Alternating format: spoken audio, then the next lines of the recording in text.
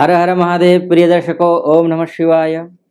इस वीडियो में चर्चा होगी मिथुन राशि की, अर्थात मिथुन राशि जो राहु और केतु जो 30 अक्टूबर से राशि परिवर्तन कर रहे हैं ना, इस मेष राशि से निकल करके राहु मीन राशि में आने वाला है और तुला राशि से निकल करके राहु केतु, माफ कीजिए, केतु में यहाँ पर केतु ये कन्या राशि में आने वाला है। इसका क्या प्रभाव पड़ेगा आपकी राशि पर, अर्थात मिथुन राशि पर, इस विषय पर चर्चा होगी इस वीडियो में। मिथुन राशि वालों के लिए मैं एक बात कहना चाहूंगा। 18 साल बाद 18 महीने के लिए सुख समृद्धि लेकर आए हैं राहु और केतु आपके लिए। 30 अक्टूबर 2023 से 18 मई 2025 तक, अब ये यानी कि अर्थात ये 1.5 साल तक सफलता का पता बताने वाले हैं दोनों ग्रह। इसलिए इस वीडियो के पूरा डिटेल में मैं बताने वाला हूं, इसलिए वीडियो के अंत तक आप बने रहिए। अच्छा लगे वीडियो तो चैनल को सब्सक्राइब कर देना, लाइक कर देना और कमेंट बॉक्स में जाकर के ओम नमः शिवाय जरूर लिख दीजिएगा। चलिए देखिए, मिथुन राशि वालों के लिए राहु जो है वो दशमस्थ हो जाता है। दशमस्थ राहु वैदिक ज्योतिष के हिसाब से शुभ माना गया है।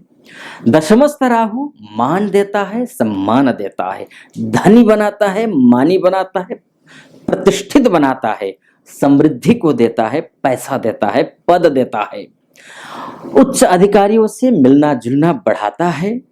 लेकिन कुछ कमियां भी हैं जो रखता है, आपको बना देगा, उसमें सुधार करना होगा आपको। जैसे कि आपको स्वार्थी बनाएगा, स्वार्थी नहीं बनना है।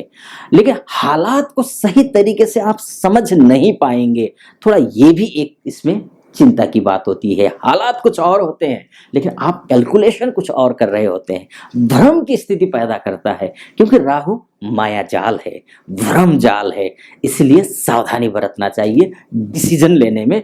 अच्छा तो होगा हर एक चीज में, लेकिन असावधानी, लापरवाही आपके लिए नुकसानदायक होगा और उसके साथ ही आपको थोड़ा अभिमानी भी बना देगा। तो अभिमानी भी नहीं होना है। लेकिन अगर आपकी कुंडली में राहु अगर खराब स्थिति में है तो हाँ, कुछ चीजों में ये जो मैंने बताया, इन चीजों में आपको ध्यान रखना है और अपने कर्मों को बिगड़ने नहीं देना है, कर्म को सही रखना है।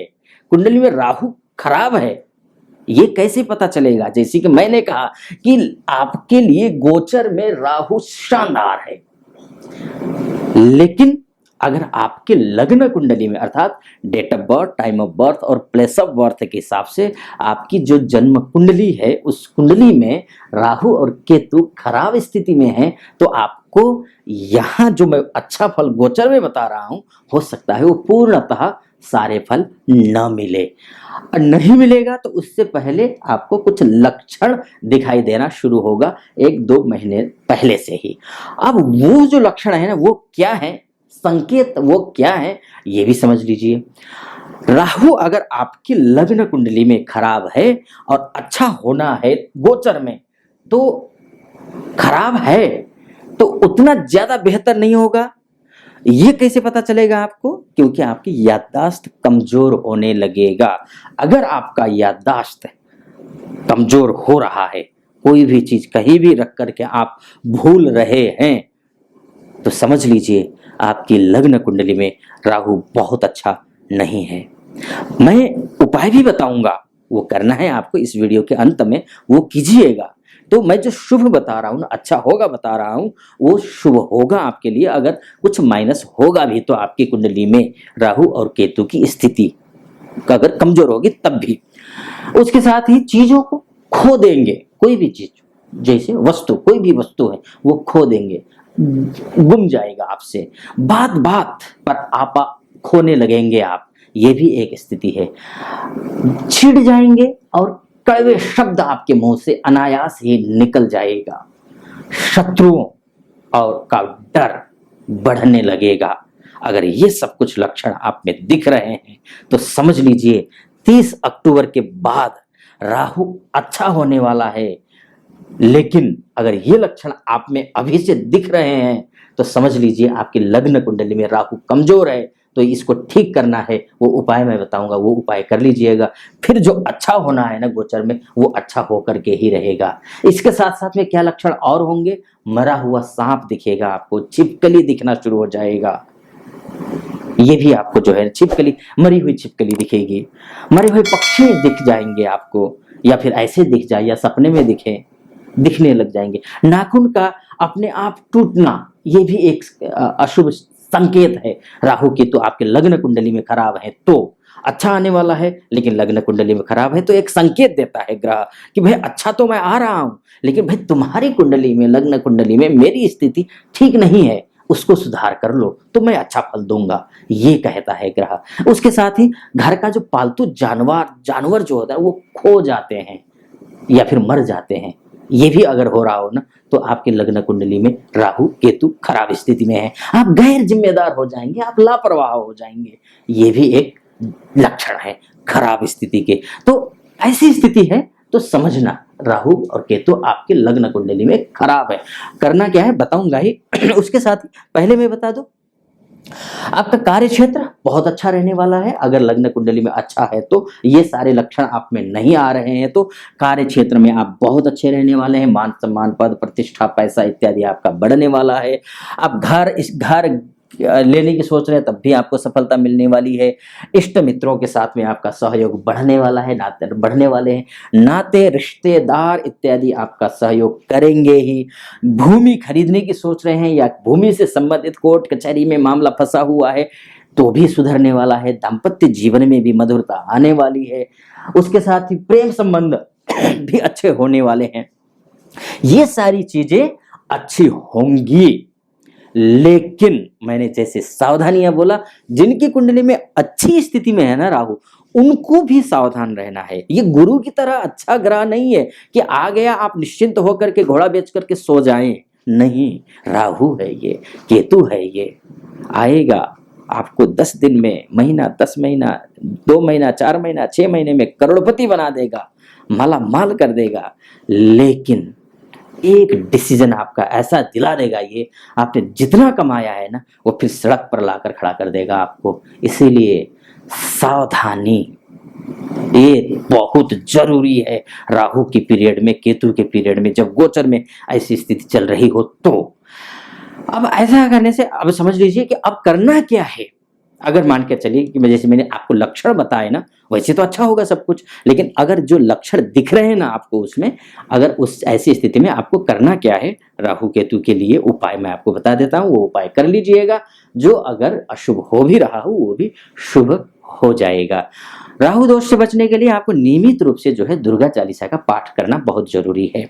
साथ ही हनुमान चालीसा का पाठ कीजिए, बजरंग बाण का पाठ कीजिए, इससे राहु और केतु की दोष की शांति हो जाएगी। साथ ही शुक्रवार के दिन गोमेद धारण कर सकते हैं, लेकिन गोमेद धारण करने से पहले राशि देख करके, चाहे मैं बताऊं चाहे और कोई विद्वान आचार्य बताएं आपको, अगर कोई राशि सिर्फ देख करके ये आपको बता रहा है कि आपको गोमेद धारण करना चाहिए, तो मेरा निवेदन है कभी धारण मत करना। मैंने सैकड़ों लोगों को देखा है, लोग मेरे पास आए हैं, टीवी पर देख लिया कि ये धारण कर लो। राशिफल में, मासिक राशिफल या साप्ताहिक राशिफल बता रहे हैं आचार्य जी टीवी पे या फिर यूट्यूब में, बोल दिए गोमेद धारण कर लो। मासिक राशिफल में राशि देख करके धारण कर लिया और अपने तबाह होकर के बैठे हुए हैं। कभी मत कीजिएगा। अगर गोमेद धारण करना हो कि विशेषज्ञ पंडित जी से, आचार्य जी से, ज्योतिष आचार्य से आप मिलिए, उनकी कुंडली दिखाइए, और वो जब अगर वो कहें कि हाँ आप लग्न कुंडली के हिसाब से गोमेद धारण कर सकते हो तो आप धारण कीजिए, अन्यथा अवॉइड कीजिए। इस बात का राशि देख करके केवल कभी भी धारण मत करना, खासकर टीवी पर और यूट्यूब पर। चाहे मैं ही कहूं, मैं कभी नहीं कहता कि आपको राशि देख करके ये रत्न धारण कर लीजिए, कभी नहीं कहता, क्योंकि रत्न धारण करने से नुकसान बहुत होता है अगर अशुभ हो गया तो, लग्न कुंडली में ग्रह खराब हो तो। खैर, तो आप अगर इसके साथ ही इसके अलावा जो है पूजा स्थल पर राहु की यंत्र की स्थापना आप कर सकते हैं। कहीं भी जाइए, राहु यंत्र लीजिए, उनको मंदिर में जाइए, मंदिर में पंडित जी से कहिए, 101 रुपए दीजिए, पंडित जी से कहिए कि राहु के मंत्र से इसको अभिषिंचित कीजिए, उनको स्थापित करना है मुझे घर पर। तो वो अभिसिंचित कर देंगे। वो ले जा करके आप अपने घर में राहु यंत्र स्थापित कीजिए और नियमित रूप से उनके विधि विधान से आप पूजा कीजिए। इससे भी राहु और केतु की शांति होगी। साथ ही एक मंत्र है, तंत्रोक्त बीज मंत्र है, ओम भ्राम भ्रीम भ्रौम सह राहवे नमः। इस मंत्र का 108 बार प्रतिदिन आप जप करिए, इससे भी लाभ होगा। शनिवार के दिन व्रत रखना चाहिए आपको। अगर राहु केतु ये लक्षण अगर आपको दिखे हो तो पहले ही रखना चाहिए। साथ में पूजा पाठ इत्यादि आपको करना चाहिए। शनि की पूजा करनी चाहिए। घर में पीले रंग के फूल जरूर लगाइए, इससे भी राहु शांत होते हैं। निराश्रितों को दान दीजिए, भूखे जो होते हैं ना उनको दान दीजिए। दान देने से भी अच्छा है कि पकवान बनाइए घर में ही और अपने बना करके आप खिला दीजिए भूखे लोगों को। जो निराश्रित होते हैं, जो भूखे होते हैं, उनको आपके लिए, या फिर वृद्धाश्रम में जाकर के आप दान दीजिए, या फिर आप किसी अन्य जगह पर ऐसे जो निराश्रित होते हैं वहां पर जाकर के आप दान दे सकते हैं। नहाने के पानी में इत्र या चंदन डाल करके भी आप स्नान कर सकते हैं, इससे भी राहु और केतु की शांति होती है। तो ये कीजिएगा अगर अशुभ कहीं हो रहा हो। लेकिन समग्र में अगर आपकी कुंडली गोचर के दृष्टिकोण से देखें, राहु का दशम में बैठना और केतु का चतुर्थ में बैठना कुछ भ्रम की स्थिति तो जरूर पैदा करती है, लेकिन आपके लिए अत्यंत शुभ है, अच्छा है। अगले 1.5 साल आप आनंद से रहेंगे और मेरी शुभकामना। फिलहाल इस वीडियो को यहीं पर समापन करता हूं। आपको वीडियो कैसा लगा? अच्छा लगा हो तो चैनल को सब्सक्राइब करना बिल्कुल मत भूलिएगा और कमेंट बॉक्स में जाकर के कोई सुझाव हो, सुझाव भी लिख दीजिएगा, या फिर ओम नमः शिवाय जरूर लिखिएगा। फिलहाल अनुमति दीजिए। ओम नमः शिवाय।